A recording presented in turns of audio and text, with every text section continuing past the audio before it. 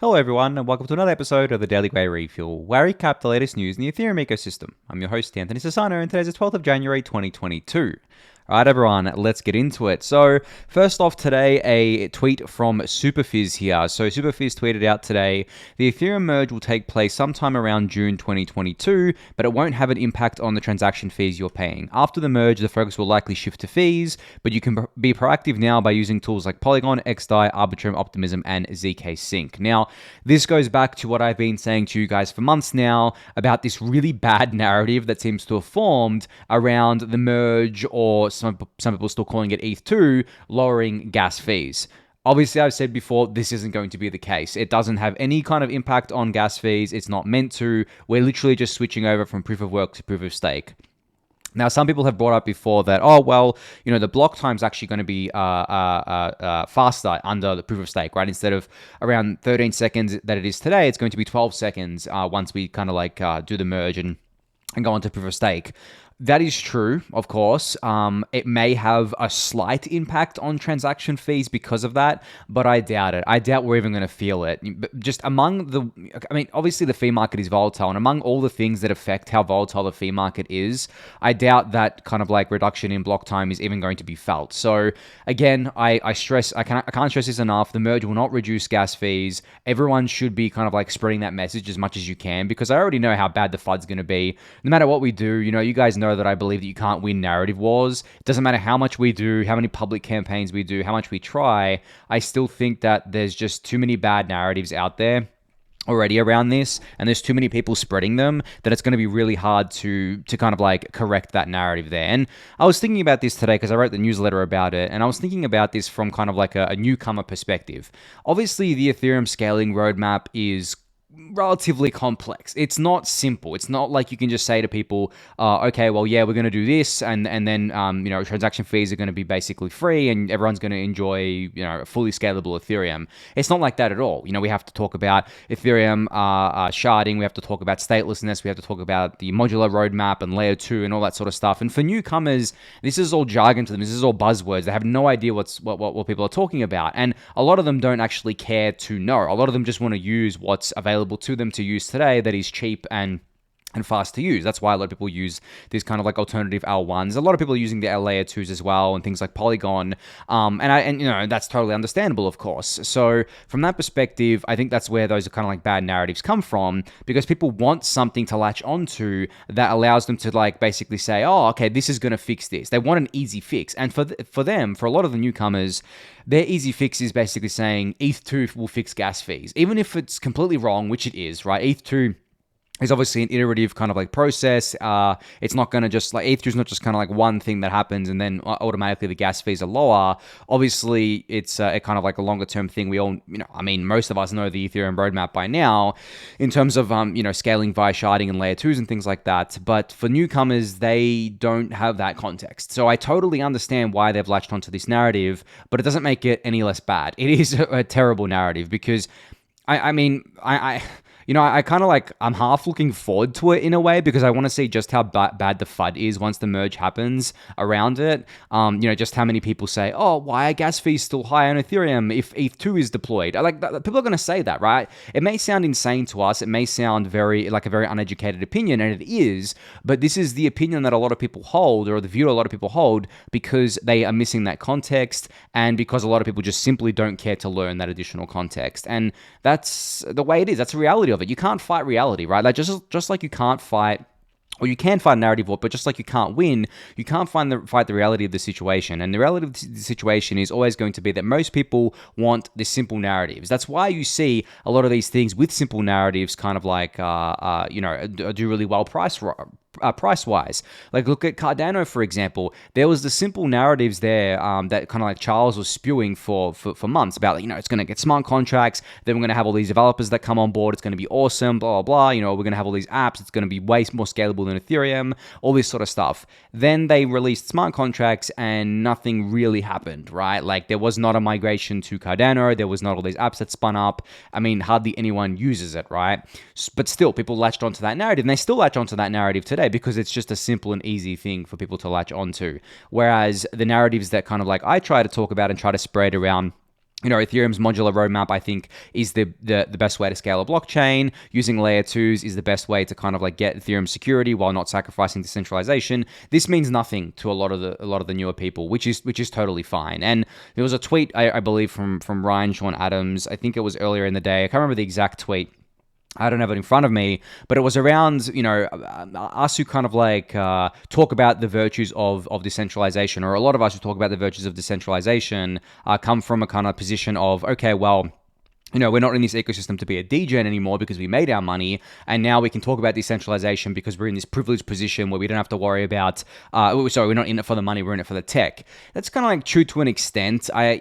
Personally, I've always been in it for the tech. Like, yes, obviously the money was part of it too, but I know a lot of people who have been in it, who kind of like were in it for the tech and invested as they were in it for the tech, and then obviously they got in early enough that did well over time. But it's true. Most people coming in, they want to make money. They don't care what they use. They're not maximal of anything. They're not kind of like married to any chain. They're just using whatever's going to make them money, and that's totally fine. But that just makes our job even harder as educators, because there's a kind of like a kind of like perverse incentive there, where these other people may buy tokens of other kind of like blockchains, and they may be like, oh, okay, look at this, we can like fight Ethereum because they're not as scalable, or because I don't hold ETH and things like that. So it's just all these competing things that are happening all at once that lead to these bad narratives playing out. But we'll see. Hopefully, it's not as bad as I think it's going to be once the merge happens. But guys, from everything that I've seen, like, I sometimes venture into quote unquote normie crypto land, and I do this by going to the various YouTubers out there, like BitBoy and a few of the other big ones out there that really are just like normie central. And I read through the comments, I check what the actual YouTuber is saying. It's so bad. It is just like completely wrong. There's so much shilling, so much pump and dumping, so much just absolutely horrible information that you can tell that no one's actually done their research. It's just a game of Chinese whispers where they heard something from someone else, then they kind of like changed a little bit of it, then someone else heard that and they changed it again. And then by the time it gets to these kind of like people who are spewing it to their audience, it's just a mess of a narrative. So I do think it's going to be pretty shitty, at least maybe for the first few weeks, or people kind of like digest that information. But I think that the positives of the merge are going to far outweigh the negatives. I think that by the time the merge comes around, layer 2, 2022 or L222 is going to be in full swing. Some of these L2s will probably have tokens by June 2022, at least the generalized ones hopefully will there. But regardless of all of that, people have these tools that they can use today. If they want to use them, they can. If they don't want to use them, they don't have to. But, most people in crypto today are using EVM networks, whether that be the Polygon POS chain, these layer 2s like Arbitrum and Optimism, whether it's the Avalanche C chain or Phantom, or any of these other EVM, kind of like smaller EVM networks out there. It's just all EVM, and that all comes back to Ethereum. So I think from that perspective, it's totally fine, and we should be encouraging people to use whatever they want to use. But it's just when these bad narratives come to light is what really makes my kind of like, I wouldn't say it makes me angry. It just makes me kind of like, oh my God, I put so much effort into educating. What's going on here? It just makes me a bit frustrated. So yeah, but I mean, there's basically the thing that I wanted to kind of like just drill into you guys and want you guys to spread as well is that, obviously the merge doesn't lower gas fees. And anytime you see someone saying that, if you can be bothered, correcting them, I think can go a long way. But I'm not sure how much of a dent it's going to put in the overall kind of like sphere. I think, as I said, crypto people in general just always want an easy narrative to latch onto. Whether it's correct or not doesn't really matter. I think especially on the internet, it's just, it's kind of hard there. But anyway, I'm going to move on from that onto something related to, I guess, like proof of stake to ETH2.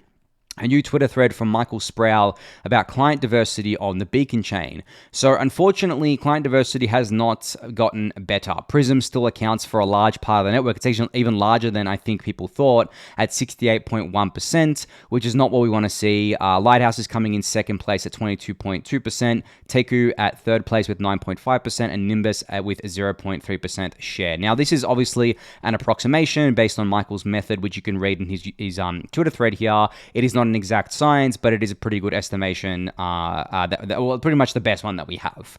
Now, why is this bad? Well, I've described this before in the refuel, but I'll give a quick refresher for those of you who aren't aware of this. The reason it's bad is because we have this notion of finality within the Beacon chain, where if 2/3 or 66% of the ETH stakes kind of like stake themselves every 12 minutes to say, okay, well, everything that happened prior to these 12 minutes is finalized, and if anyone tries to revert history, there's going to be like a massive slashing event where most or all of that ETH would kind of like get slashed. That is obviously like billions of dollars worth of economic security as part of that finality mechanism there. Now, 66% is the key number here because Prism has 68% of the network. So if Prism were to have a bug in it or kind of like some issue with it and it forked off of the chain and forked into its own chain, technically Prism would be the canonical chain because they have 68% of the network. So Lighthouse, Teku, and Nimbus would be on the minority network, and that network would not be recognized as the canonical one. It would not be finalized as the canonical one, and that would lead to a mess of having to use social consensus to basically... I don't know if rollback's the right word, but to basically fix the right term, or to basically fix the chain back to that pre-bug, or the decision could be made by the social layer that the Prism bug can kind of like stay in, and that's the kind of like chain that we're all using. Obviously, this is not good, and the thing is that this can happen on any network. Like Ethereum really is the only network, only crypto network that is trying to do multi-clients and trying to have client diversity in any real way. Bitcoin has one client, Bitcoin Core. Okay, so I shouldn't say it just has one client. It does have other clients, but Bitcoin Core is like 99% of the network. So if Bitcoin Core had an issue, then or it had a bug, then the entire network would kind of like basically just follow along with that. And I guess like, I'm not sure if it would be less severe. It's just like a different kind of a different notion there. And having the reason why we want client diversity within Ethereum, having multi-client architecture, is in case one of the clients kind of like has a bug or something goes wrong with them, the whole network doesn't go down. Because as I've described before, Ethereum favors liveness over everything else. And to have liveness or to have 100% uptime, you need to have redundancies in place. And having client diversity means redundancies because essentially if, as we've seen on Ethereum, the Ethereum 1 network, if one of the clients fails, the other one can pick up the slack. But in ETH 2, it's a very different affair because with ETH 1, it's on proof of work, right? Where there's no concept of finality, and the kind of like chain that becomes kind of like the canonical chain is usually the one that didn't have the bug, even if it's the minority one. Whereas in proof of stake, it's very different as I just described. So we ideally want to see Prism below 60%, not even just below 66%, like below 60%. But unfortunately, it doesn't seem to be much changing here. And people have asked the question of like, okay, how do we incentivize people to use different clients? Is there anything we can do here? There are a few different things here and there that we can do, but I don't know how much material impact that would make. Someone in the Discord channel kind of asked the question of what if these clients had tokens and they did kind of like token incentives. That would probably introduce a whole set of new issues, such as client devs no longer being incentivized to drive value to ETH. They would be incentivized to drive value to their own token, which could lead to perverse things happening on the network. I mean, that's just scratching the surface of what client teams introducing their own tokens would entail there. I don't think that's a solution.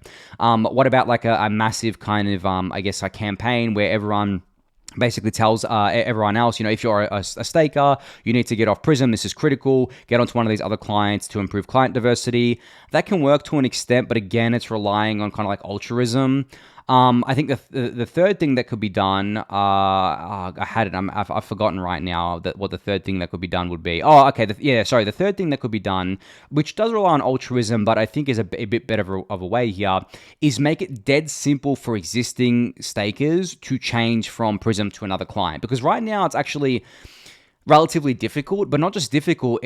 For a lot of people, they don't want to do it because their machine has been running just fine for a long time. Like imagine if you started staking on December 1st, 2020, when the Beacon chain went live, and you've been running the Prism client the whole time, and everything's been running well. You've been earning your rewards, and now at this point, you've probably forgotten how you set it up originally. If you haven't added any more validators, do you really want to mess around with your validator that's working right now just to change to another one? You don't, right? Like a lot of people don't want to do this. Even the hardcore Ethereum people that I know that client diversity is a big deal, they don't want to take the risk because there's risks like slashing risks and things like that, which is totally understandable. So can we make it easier for people to switch from Prism or from any client to any client, basically? And we can. And I think people are working on this. But again, that does rely on altruism. It does rely on people actively changing the clients that they're kind of like using. There's no direct monetary incentive for it to happen there. But, and then obviously like any new stakers that come online, we should be encouraging them to go for something other than Prism as well, especially the large staking pools like exchanges and things like Lito and stuff like that. I think Lito does a pretty good job here, actually. So they're not really an issue, but I think the centralized exchanges definitely need to do more here. But yeah, maybe post merge we'll see better client diversity because people will be able to kind of like exit the validator sets, like stop validating before they switch clients, to kind of basically eliminate that slashing risk. But we'll have to see how that plays out there. But yeah, go give this thread a read from Michael. It's got some more insights in it and gives his methodology of how he came to these numbers. All right, so Hayden from Uniswap shared a tweet today that it's been only a few weeks since the launch of Uniswap v3 on Polygon, the Polygon POS chain, and it's already the highest volume DEX there. So on only $45 million of TVL as well. So on $45 million of TVL, there's been $74 million of 24-hour volume. I believe this is on par with, if not greater than, the Arbitrum and Optimism volumes for Uniswap. And this is without incentives too. There's no incentives on Arbitrum and Optimism either, but this is without incentives there. And doing more volume than QuickSwap on way less TVL. And QuickSwap was the native AMM that was on the Polygon POS chain for a long time. This brings me back to what I'm saying about kind of like brand awareness around Uniswap and why Uniswap still dominates AMMs. The brand awareness it has and the brand trust it has is literally second to none. Like, it's so far ahead of the pack that it's insane. And their tech, like Uniswap v3, is so far ahead of the pack in terms of capital efficiency and returning good APYs to LPs that there is no competition. And obviously Uniswap v4 is being worked on right now as well. So, and v3 has a license on it the last 2 years where no one can use it unless they go, no one can legally use it. Of course, people can fork it and do it illegally, but no one can legally fork Uniswap v3 or deploy v3 to anywhere that hasn't been signed off by governance. So from that perspective, yeah, a lot of these forks are still on the v2 of Uniswap, which is, I guess, like, I don't know if I'd say it's inferior, but it's a different kind of like thing. And I think v3 is definitely, I mean, v3 is obviously more capital efficient, but it's definitely a better system in general, at least I believe. But I don't think that's an objective fact. I think there are benefits and pros and cons to each, v2 and v3. But a lot of these kind of like other AMMs are based on Uniswap v2 and not v3. But still really, really cool to see this. Obviously, the Polygon POS chains ecosystem is very large. There's a lot of moving parts there. There's a lot of users on there. There's a lot of capital, just sitting there wanting to LP and things like that. And as I said, v3 is incredibly efficient with capital. And that's why that Uniswap v3 has been able to do more volume than QuickSwap with way less TVL. TVL on Uniswap v3 is $45 million or $46 million. And TVL on QuickSwap is $814 million. So, much less kind of like TVL liquidity there, much more capital efficiency. So, great to see this from Uniswap on Polygon. So an update on that liquidity mining program that Lito has been championing for Arbitrum and Optimism. It's coming very soon. So he announced yesterday that they have been able to get an audit done by ABDK, which has started today and should be completed in 2 to 3 weeks. So for reference, ABDK is one of the top auditing firms. You can see here that I think ABDK is tier 2. So obviously one of the top here out of 6 tiers.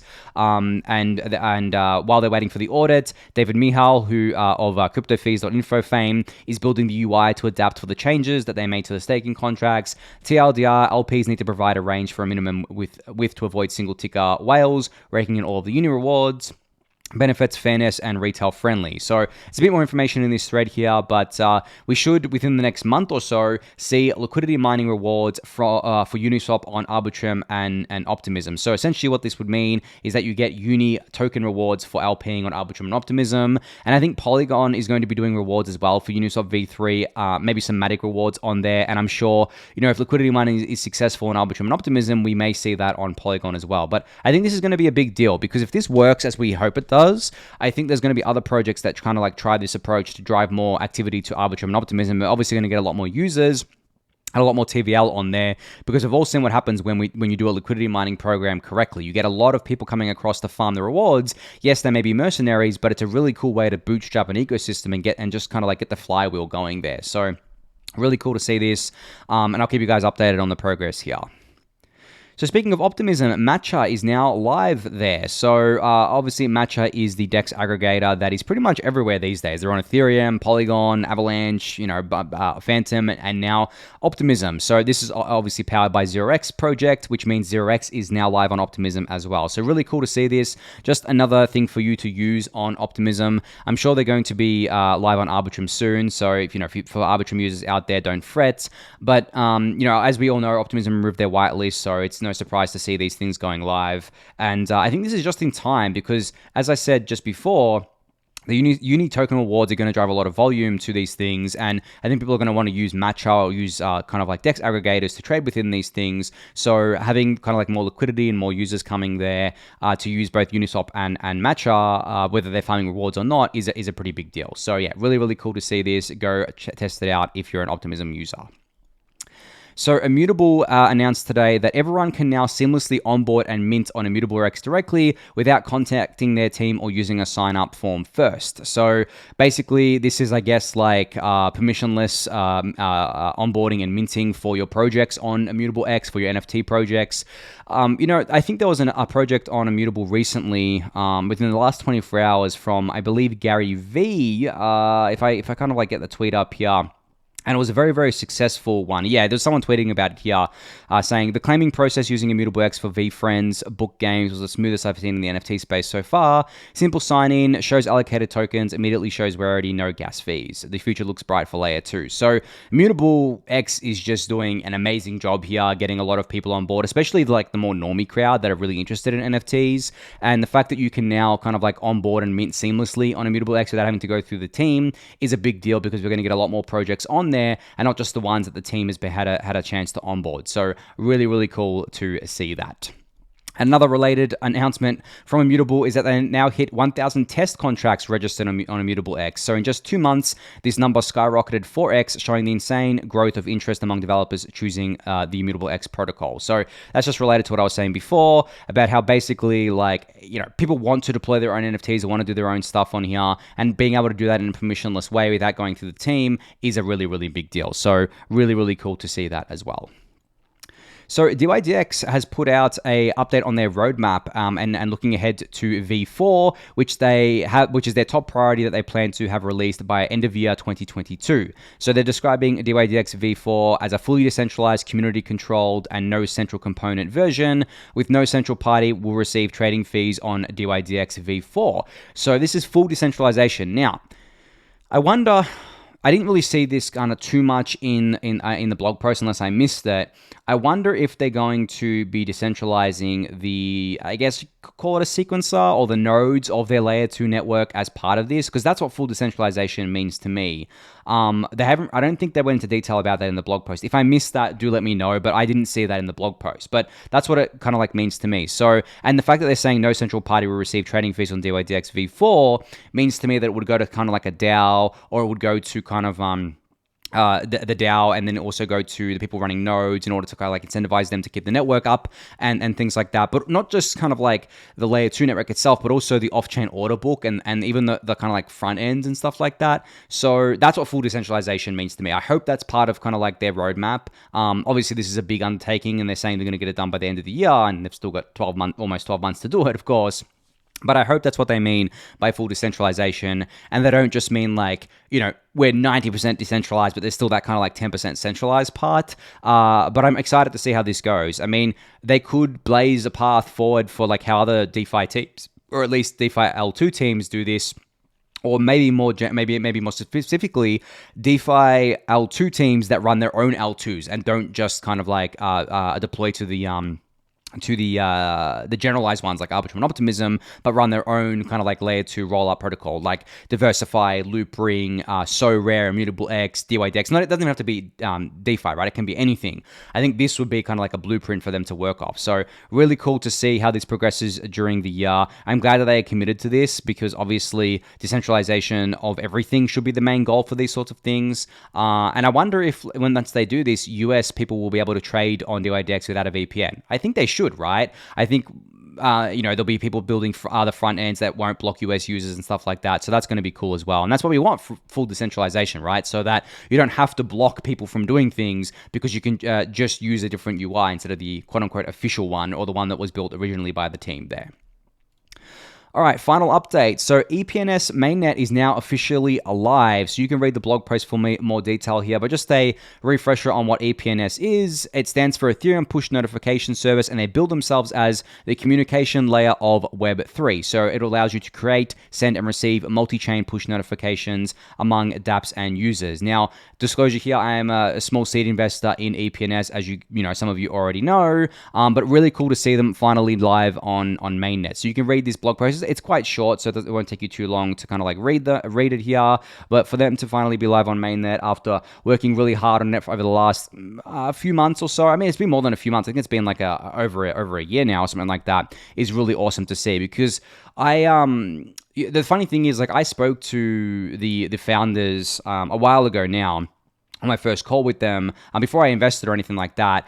They're first-time builders. They kind of like had EPNS that they did for a hackathon, and they were just so passionate about what they were building. It was infectious, right? I was just like, they were talking about it. They're two founders in India, and I was like, this is awesome, right? Like, these people that are just kind of like building this kind of like really cool things that people actually want to use, and building something that's actually needed within the industry. They're kind of like super committed to it. They're first-time founders, obviously have a kind of like a long road ahead of them with developing products, but it was just infectious for me. So that's why I kind of like made my investment in them and got really excited about them, and have been following them for quite a while now. And whenever a project gets to mainnet, I know how the teams feel, because I used to work for Set Protocol directly, and whenever we ship something to mainnet, it was just such an amazing feeling, because you've been working on it for so long. Some of the things you work on for like months and months and months, and then when you finally get it to mainnet and people start using it, people get excited about it, and it's kind of like all those months worth of work of sacrificing basically your social life, working really hard, working